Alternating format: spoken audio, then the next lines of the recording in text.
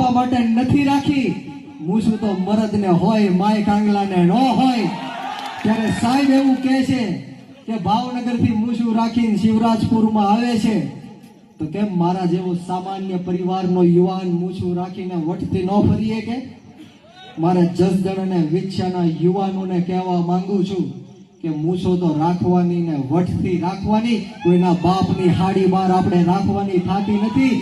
આમ આદમી પાર્ટીનો અહીંયા બેઠેલો એક એક હોદ્દેદાર, એક એક કાર્યકર્તા તમારા બાળકોના ભવિષ્ય માટે, ગરીબ ખેડૂતો માટે, યુવાનો માટે મોતને મુઠ્ઠીમાં લઈને ફરે છે. માથા ઉપર મોતનું કફન લઈને ફરીએ છીએ.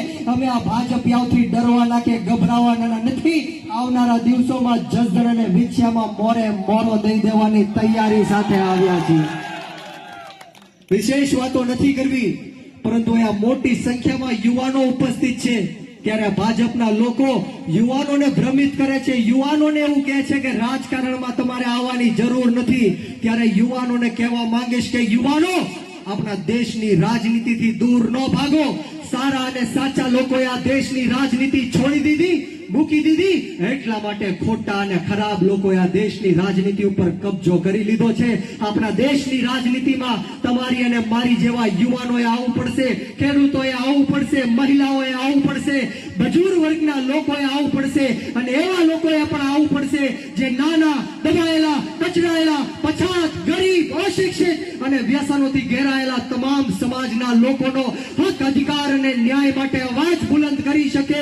અને એટલા માટે આવવું પડશે કારણ કે આ દેશની અંદર જે પૂંજીપતિઓ માટે, ઉદ્યોગપતિઓ માટે જે કાયદા અને કાનૂન બનાવવામાં આવી રહ્યા છે, એના વિરુદ્ધમાં પંજાબની અંદર આ દેશના અન્નદાતાઓએ 1 વર્ષ સુધી આંદોલન કર્યું અને 3 કાળા કાયદા પાછા ખેંચાવડાવ્યા. હું તમને કહેવા માટે આવ્યો છું કે યુવાનો, તમે શહીદ આઝમ સરદાર ભગતસિંહને માનવા વાળા લોકો છો, શહીદ સુખદેવ અને રાજગુરુને માનવા વાળા લોકો છો, અશફાકુલ્લા ખાન, ઠાકોર રોશનસિંહ અને રાજેન્દ્ર લહેડીને માનવા વાળા લોકો છો.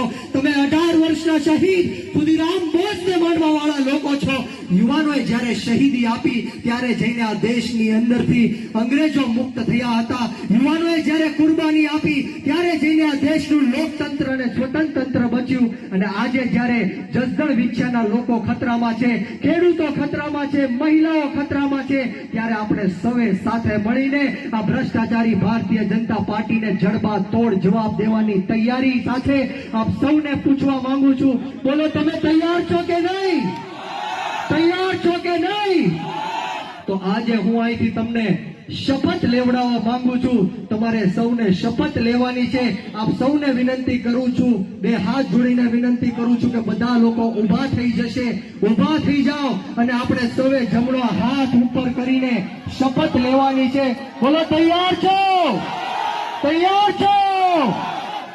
તો બોલો, હું આજ પછી ભાજપને ક્યારે મત નહીં આપું અને આવનારી ચૂંટણીઓમાં આમ આદમી પાર્ટીને મત આપીશ અને પરિવારને પણ મત અપાવીશ. બોલો ભારત માતા કી, ભારત માતા કી જય જવાન, જય જવાન. ખૂબ ખૂબ આભાર. અમને જ્યાં બોલાવીને માન સન્માન આપ્યું, 2 શબ્દ બોલવાની તક આપી, તે બદલ તમામ આયોજક મિત્રોનો હું બ્રિજરાજ સોલંકી ખૂબ ખૂબ આભાર વ્યક્ત કરું છું. અને આવો સાથ સહકાર અને પ્રેમ પર હંમેશા